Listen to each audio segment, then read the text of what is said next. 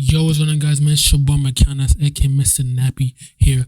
Boy, man, in today's video, man, we got how good was Shaq, Shaquille O'Neal, aka Shaq. Actually, if you're new, man, hit that like button, subscribe, and share, man. Run to 600 subs. You feel me? You feel me? Hey, man. Let's get into it. Oh, make sure you follow my socials and all that down below. And has a net worth of $400 million. But how good was his career really? And where does he rank among the all-time best centers? Road to the NBA.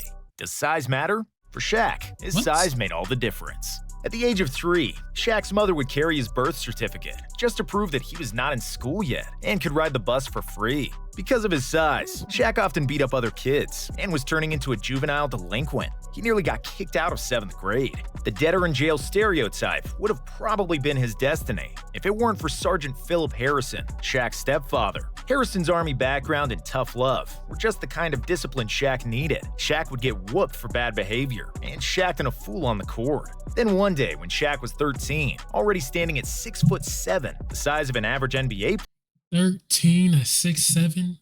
Damn.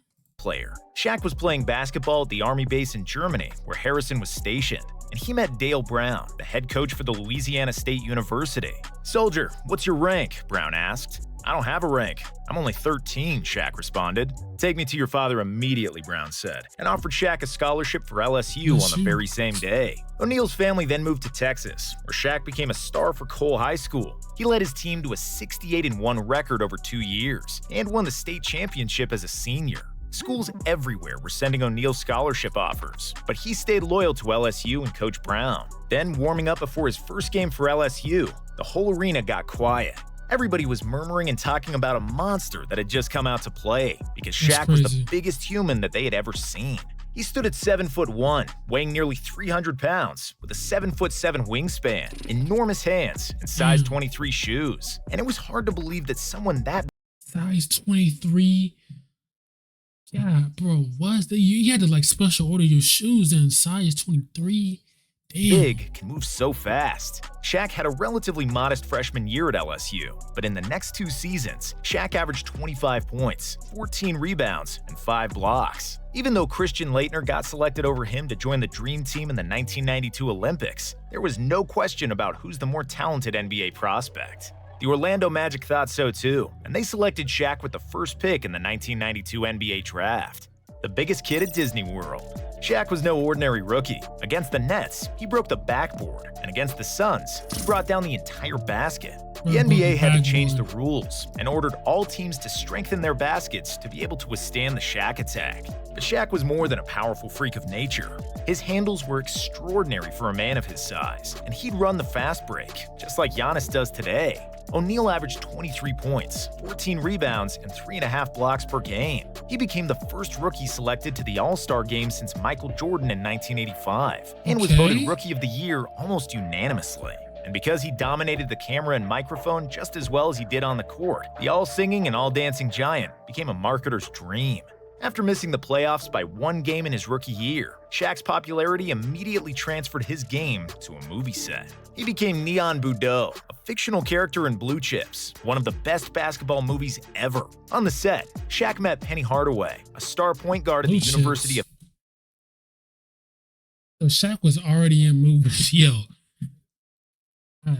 Memphis. The duo immediately clicked and had great chemistry. Orlando had just a 0.01% chance to get the first pick in the upcoming draft, but they lucked out, and Shaq harassed the Magic management to select Penny. Shaq got his wish granted, and everyone believed they would become Magic and Kareem 2.0.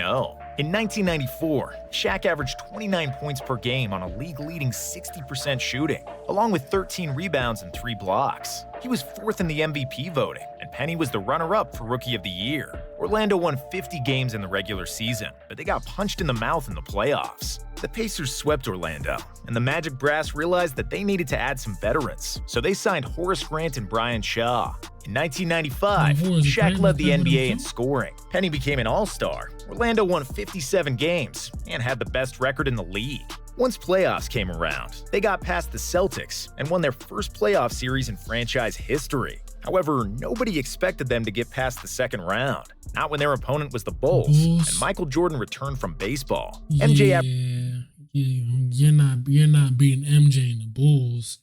You're not beating MJ and the Bulls. Averaged 31 points in that series on 48% shooting, but Orlando had a better team. Their starting lineup all averaged 15 points per game or more, led by O'Neal's 24 and 13, and the Magic won the series in 6 games. In the conference finals, Shaq led the way to victory in the deciding Game 7, and Orlando avenged their loss to the Pacers. But the fight wasn't over yet. In the finals, they'd have to play against Hakeem Olajuwon and the defending champions, the Houston Rockets. In Game 1, Orlando had a 3-point lead with 10 seconds remaining. Nick Anderson was at the free throw line, and he missed both, but got the rebound and got fouled again.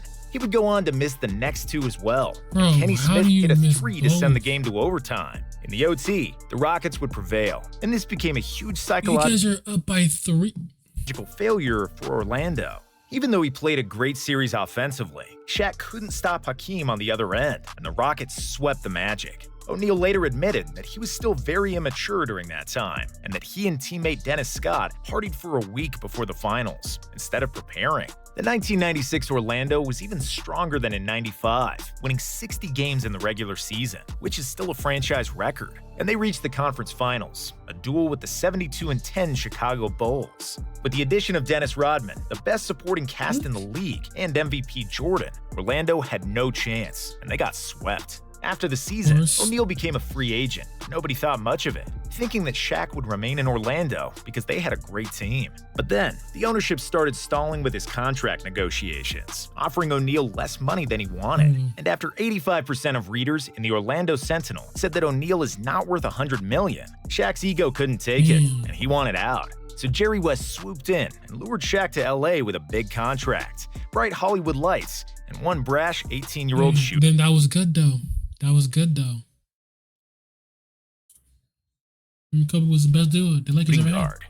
La La Land. Shaq's Shaq's personality was made for LA. He was rapping, making movies, and hanging out with celebrities. But even though he was delivering his usual numbers and led the NBA in field goal percentage, the Lakers weren't very successful and were getting swept in the playoffs. The general public started to wonder if Shaq is truly a great player and if he was committed to winning. After the 1999 season, they hired a 6-time NBA champion head coach, Phil Jackson. In the offseason, Shaq was no longer making bad movies and partying. For once, he spent his summer in the gym, got into the best shape of his life. O'Neal led the NBA in scoring and field goal percentage, with nearly 30 points, 14 rebounds, 4 assists, and 3 blocks on average. He was just 1 vote shy of becoming the first unanimous MVP in NBA history. That regular season in 2000, the Lakers won 67 games, which was the 5th best result ever. It seemed like they would sleepwalk through the West and get to the finals. 67 but the Portland games, Trailblazers had other 67. plans. In Game 7 of the conference finals, Portland had a 15-point lead in the 4th quarter, and it looked like Shaq was going to swallow another bitter pill.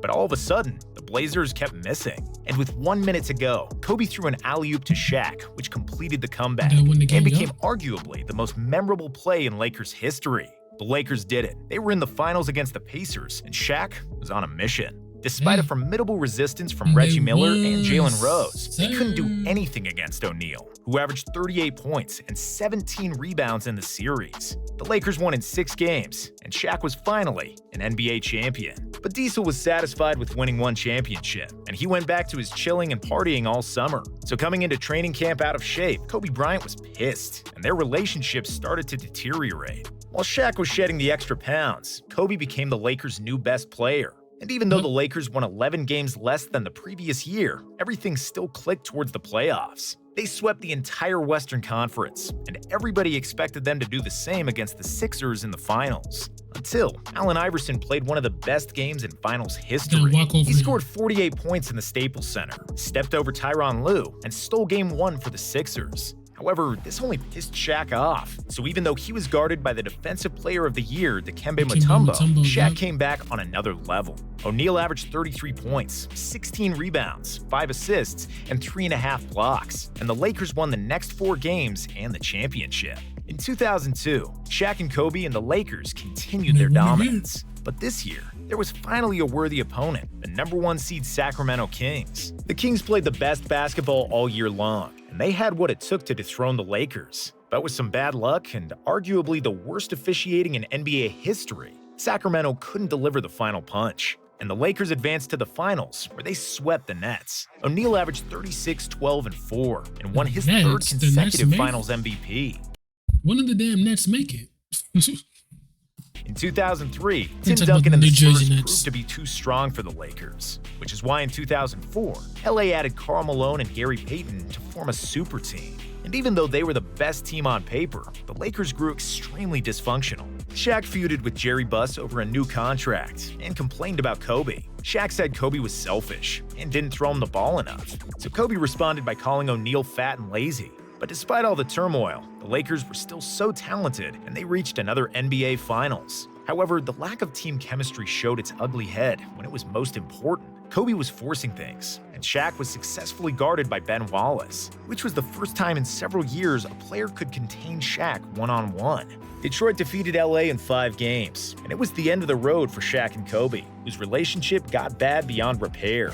The Lakers didn't want to lose Kobe, and Shaq was too expensive for their taste, so they traded Big Diesel to Miami. South Beach. Shaq ballooned to nearly 400. That's crazy, bro.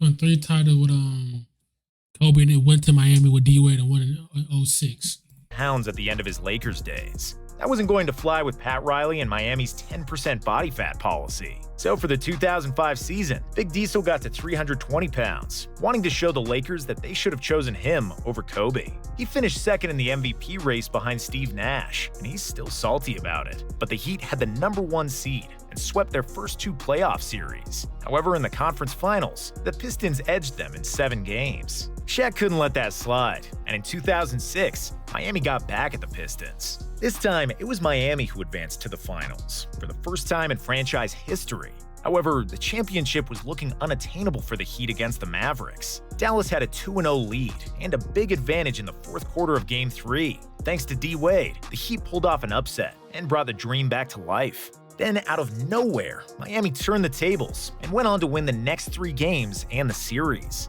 Shaq was clearly second fiddle to Wade, but he delivered on his promise and brought a championship parade to South Beach. But next season, as usual, drama followed Shaq, and he nearly fought Pat Riley at practice. His days in Miami were numbered. In 2009, he was named the All-Star MVP together with Kobe, and that was the last highlight of his career. Shaq spent the last couple of years trying to chase a ring next to LeBron in Cleveland, and with Boston's Big Three. But Big Diesel was getting older and heavier, so after his Achilles broke in the 2011 playoffs, he was forced to retire from the NBA.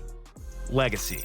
Shaq was a terrible free throw shooter, and he didn't work hard during practice. He partied like a rock star, and he could have been much better defensively. Phil Jackson said that Shaq could have been a good-ass defender if he worked on his game. Like, he was talented. He was defensively. Shaq could have been one of the best defenders of all time if he worked on that area. He was the laziest superstar ever, and that his 2000 MVP year was the only season Shaq was ever in shape. O'Neal's ego also made him clash with teammates and coaches often. But for the first 14 years of his career, Shaq averaged 26 points, 12 rebounds, 3 assists, and 2.5 blocks. He led the league in field goal percentage 10 times and won 4 championships, with 3 finals MVPs and 1 regular season MVP. If we're talking about the best centers ever, Kareem was the only one who had individual accolades and team success that can match Shaq. And yes, Hakeem was a better shooter and a better defender, and the same is true for David Robinson. Bill Russell has more championships, and Wilt had better individual stats. However, none of those great centers were as dominant as Shaq was in his prime, because there was nobody at his size that moved that fast, ever, not even Wilt. Between 2000 and Shaq at 7 foot, like 320 was... He was fast. I was never seen before. 2002, O'Neal averaged 30 points, 15 rebounds, and 3 blocks in the playoffs. Kobe was great in everything, but Shaq was the main problem for every Lakers opponent during that era. Many say that if Shaq had an approach to basketball like Kobe, he could have won 10 titles and 5 MVPs. Yeah, Shaq could have worked harder, but he did it his way and had arguably the most fun out of any NBA player ever.